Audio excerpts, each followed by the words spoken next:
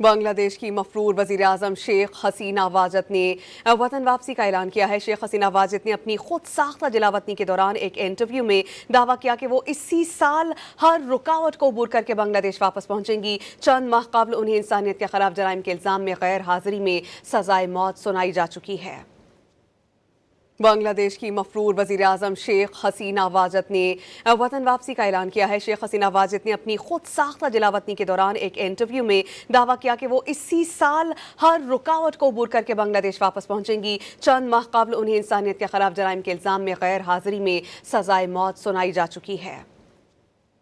بنگلہ دیش کی مفرور وزیر اعظم شیخ حسینہ واجد نے وطن واپسی کا اعلان کیا ہے۔ شیخ حسینہ واجد نے اپنی خود ساختہ جلاوطنی کے دوران ایک انٹرویو میں دعویٰ کیا کہ وہ اسی سال ہر رکاوٹ کو عبور کر کے بنگلہ دیش واپس پہنچیں گی۔ چند ماہ قبل انہیں انسانیت کے خلاف جرائم کے الزام میں غیر حاضری میں سزائے موت سنائی جا چکی ہے۔